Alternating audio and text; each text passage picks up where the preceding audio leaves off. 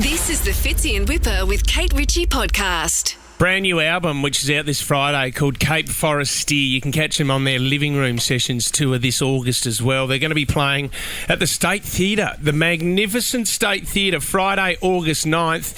It is the magnificent Angus and Julia Stone. Welcome, guys. G'day. Hello. Welcome. Welcome to the studio. Do you know what I love about you guys? The fact that you do an event like the State Theatre, and then you're at the Sony Wharf Award the other day where you were performing, and then the next thing you know, you're up on stage with Niall, also last Wednesday night at Kudos Bank Arena. There's a fair variation of shows happening there, isn't there? Yeah, I mean, we've been playing... We started at the Coogee Bay Open Mic Night, a long time ago. Yeah. Playing to people who were drinking at the bar and on the pokies, not listening. Yeah. So we've played every kind of gig you can possibly imagine. Was it an instant reaction back then? Angus, did you guys feel like, oh, hang on a minute, we've turned a few heads? I think people like the sound. Yeah, you know what? We came up with this thing, if you play quieter, people it creates a vacuum. It pulls so people the in. more piss they got, the louder they got, the quieter we got. The quieter they got.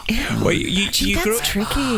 You grew up on the northern beaches, and you did a pop-up show at the Warringah Mall the other day. Can I ask, do you run into any old teachers or schoolmates or anything like that when you do these shows?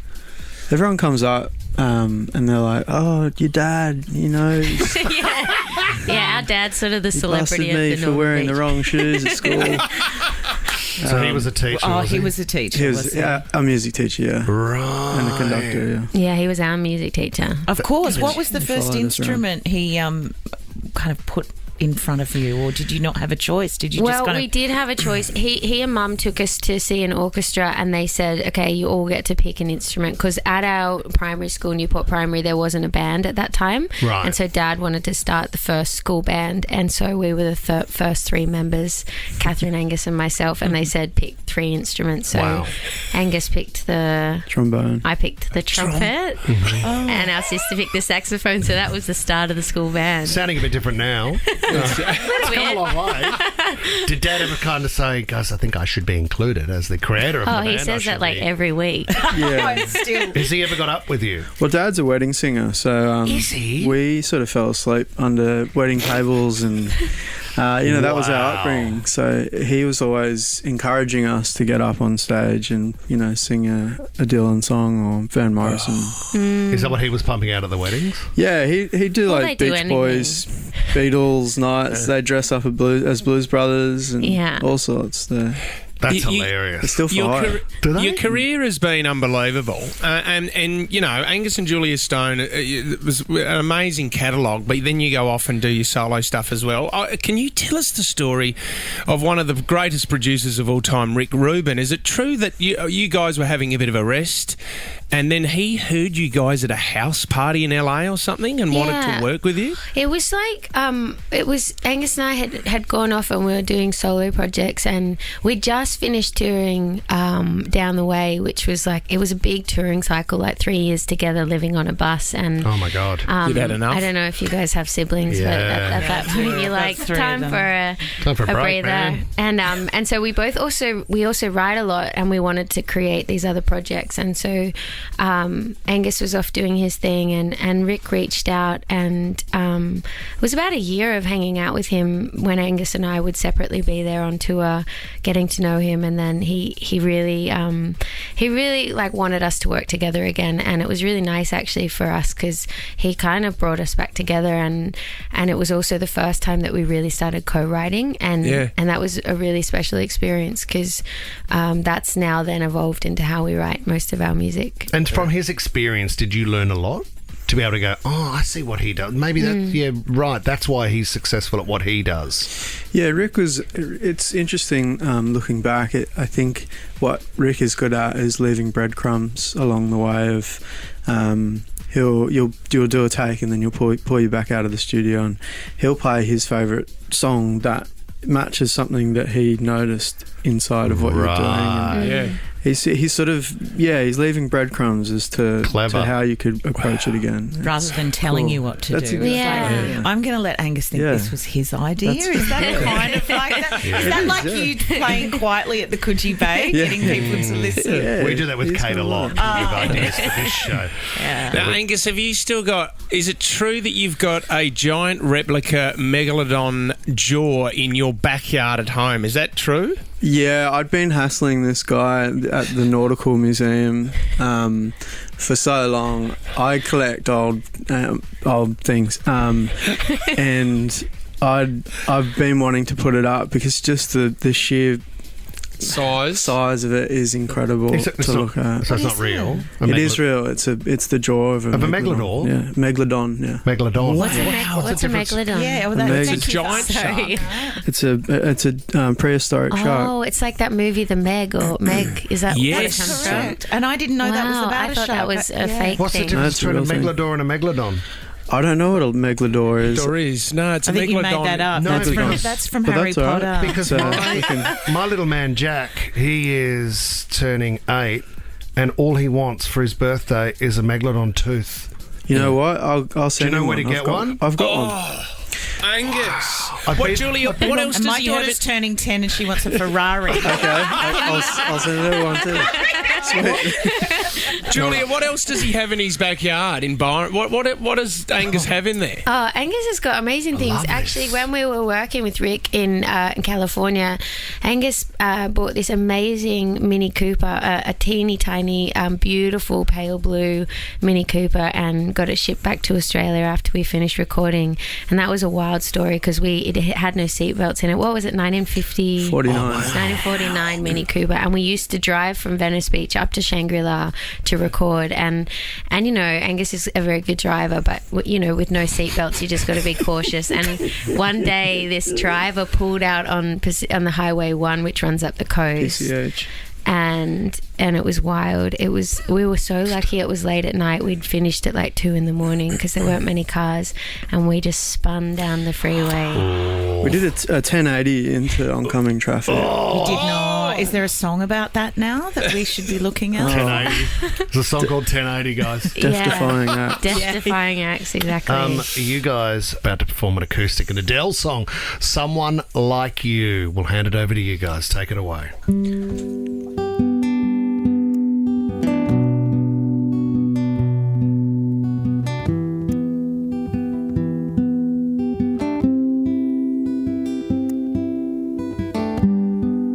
I heard that you're settled down, that you found a girl and you're married now. I heard that your dreams came true. Yeah, she gave you things that I didn't give to you. Old friend, why you so shy? It ain't like you to hold back or to hide from the light. Hate to turn up out of the blue uninvited, but I couldn't stay away. I couldn't fight it. I hoped you'd see my face, you'd be reminded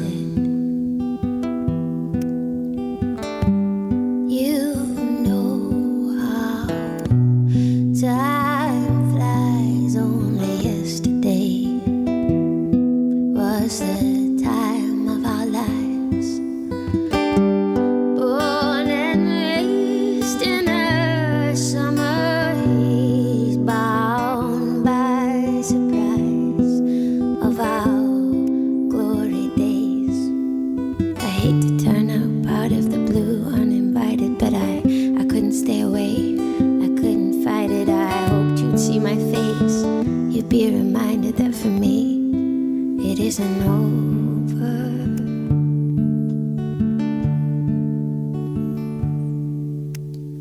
Never mind, I'll find someone like you.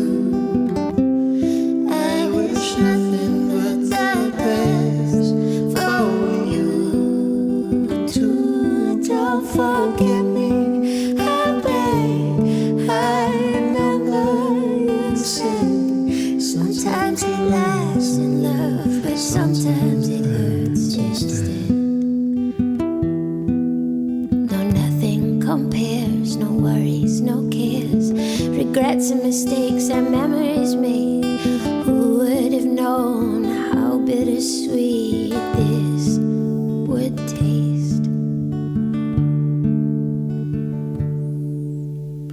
Never mind, I'll find someone like you.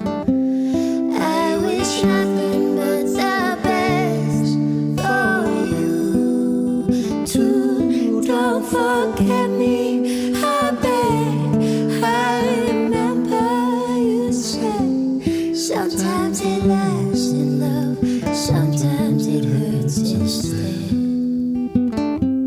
Sometimes it lasts in love, sometimes it hurts instead.